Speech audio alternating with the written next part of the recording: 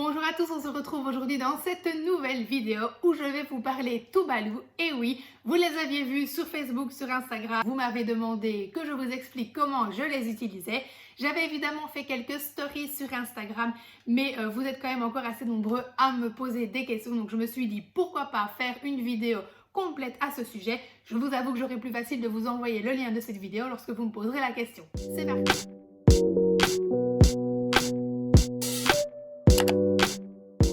Alors concrètement les Tuvalu, qu'est-ce que c'est? Eh bien ce sont des morceaux de plastique qui ressemblent à des morceaux de tuyaux et je les ai achetés sur Optoys. Par contre je vous rassure, le prix n'est vraiment pas élevé, donc même si ce n'est que des morceaux de plastique, ça vaut le coup sincèrement et je vous assure que j'ai eu vraiment de beaux résultats avec. Alors est-ce que c'est grâce à ça plus ce que je faisais ou simplement grâce à ce que je faisais à ce moment-là? Je ne sais pas, mais en tout cas je suis convaincue de leur utilité. Alors n'oubliez pas, avant que je ne commence cette vidéo, que j'utilise toujours mon matériel au feeling avec mon instinct d'orthophoniste et un peu comme je le sens en fonction de ce que je propose à mon patient à l'instant T et évidemment en fonction de mon patient lui-même. Donc du coup, je ne sais pas réellement comment on utilise cet outil, ni à quoi il sert initialement. Moi, je les ai juste achetés parce que je savais que ça allait permettre à mon patient de mieux s'entendre et du coup, je les ai vraiment utilisés à ma sauce. Donc j'espère sincèrement ne pas vous dire de bêtises dans cette vidéo, mais en tout cas, tout ce que moi je fais me semble logique et pertinent puisqu'en tout cas, j'ai eu des résultats, comme je vous le disais, avec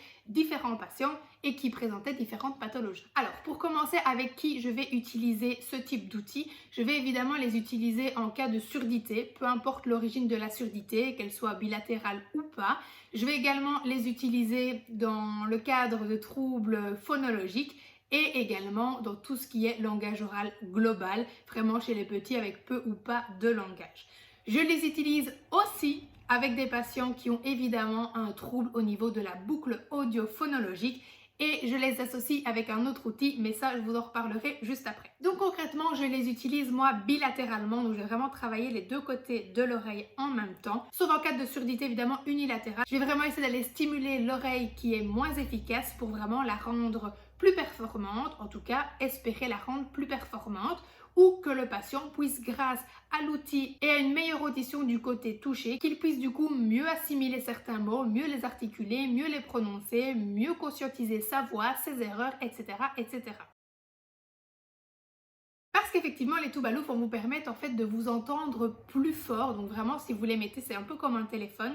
Vous allez vraiment vous entendre très fort. D'ailleurs, je ne le fais pas parce que je crie déjà très fort. Je le sais quand je fais des vidéos. Donc, je ne vais pas aller justement me rendre sourde lors de cette vidéo. Donc, l'objectif principal vraiment de ce petit objet, ça va être de permettre à l'enfant de conscientiser sa voix, son intonation, son articulation, etc., etc. Et généralement, quand on l'utilise pour la première fois, on voit une petite expression rigolote sur la tête du patient qui se demande un petit peu ce qui lui arrive. Donc moi, tout simplement, au début, je les mets comme des téléphones et on essaye de discuter un petit peu simplement ensemble, ou bien je demande si c'est un peu plus grand de lire quelque chose, ou bien de dénommer des images, etc. Et là, généralement, oh, ils sont un peu surpris. Donc je vais vraiment utiliser évidemment des images, des mots, etc. ciblés en fonction de ce que je travaille en ce moment avec mon patient. Et alors, je vais par exemple lui demander, voilà, je lui donne une image de poule. Hop, il met les Tuvalu et il va dire poule.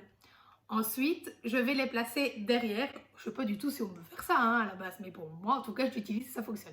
Donc, je les place comme ça. Et moi, je viens me placer derrière et je vais redire le mot poule.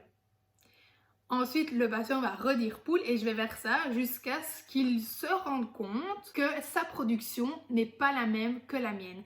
Et évidemment, je vais faire ça, ça prend parfois plusieurs séances, on est d'accord, vraiment pour que le patient puisse conscientiser que sa production n'est pas la bonne et qu'il puisse surtout la comparer avec la mienne pour petit à petit se permettre de s'auto-corriger.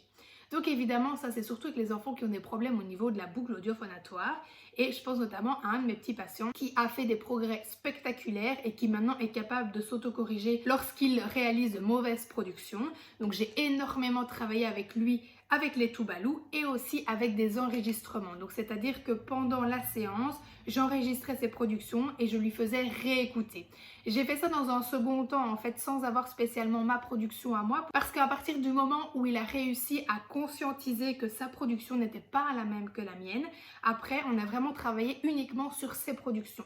Donc en fait il était capable en se réécoutant, de se rendre compte que ce qu'il venait de produire là maintenant, c'était pas du tout la bonne forme et c'était pas ce que lui pensait avoir produit. Et donc du coup, avec les enregistrements et avec les Tuvalu quand même que j'utilisais de temps en temps, eh bien il y a vraiment eu d'énormes progrès, en tout cas sur la conscientisation de ses productions, et vraiment ça l'a aidé à s'auto-corriger. Maintenant il a fait des progrès mais incroyables. Enfin bon voilà, je vais pas vous faire toute la rééducation de ce petit patient, mais voilà, c'était vraiment pour vous donner un exemple concret d'un patient avec lequel je les avais utilisés. Donc vous l'aurez compris, c'est aussi super intéressant pour les enfants qui ont par exemple des problèmes de discrimination auditive, et j'utilise aussi en surdité pour travailler du coup au niveau de l'orientation auditive et travailler une oreille puis l'autre puis les deux, etc., etc. Bref, moi je suis vraiment très impressionnée par ces petits outils qui vraiment m'ont apporté beaucoup de bénéfices dans mes séances. Et aussi par exemple, ça m'est déjà arrivé d'avoir des petits sans langage évidemment que je voulais envoyer chez l'ORL mais que les rendez-vous sont assez longs et qu'on se rend compte que finalement le petit doit être opéré ou bien le petit a des bouchons, des choses comme ça, etc.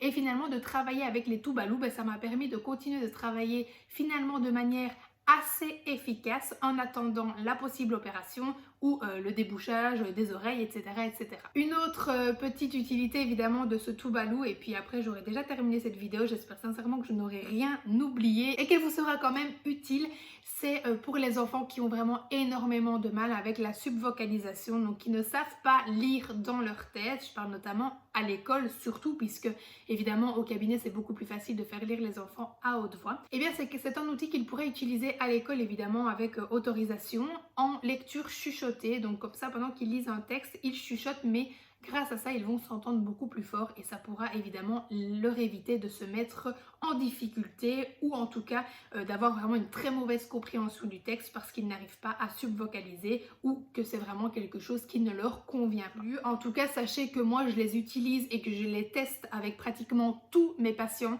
qui viennent avec un trouble du langage oral, que ce soit un trouble au niveau phonologie, discrimination auditive, surdité, etc., etc. Je vais les tester et je me dis que de toute façon, comme d'habitude, je n'y perds rien. C'est simplement un outil que j'ajoute à ma rééducation et à ce que j'ai préparé pour mes séances. Donc de toute façon, ça ne me coûte rien, je ne perds pas de temps à les prendre, c'est juste un plus et sincèrement, j'en suis ravie des résultats que j'ai eu avec certains patients. Bref, donc voilà pour cette vidéo qui est maintenant terminée, ça y est, cette fois-ci c'est la bonne. J'espère en tout cas qu'elle vous aura plu, j'espère que vous aurez trouvé des idées, que peut-être finalement vous allez aussi peut-être découvrir cet outil et que vous aurez envie de le tester. En tout cas, n'hésitez pas à me dire dans les commentaires si vous aussi vous l'utilisez peut-être différemment ou si vous avez d'autres pistes d'utilisation, d'autres patients avec lesquels vous les avez testés et avec lesquels vous avez évidemment eu des résultats. Je serais vraiment ravie de pouvoir lire vos témoignages et évidemment, pourquoi pas apprendre moi aussi plus de choses et pourquoi pas avoir d'autres idées d'utilisation pour les rentabiliser plus. Bref, voilà, donc je vous dis à très vite pour une nouvelle vidéo.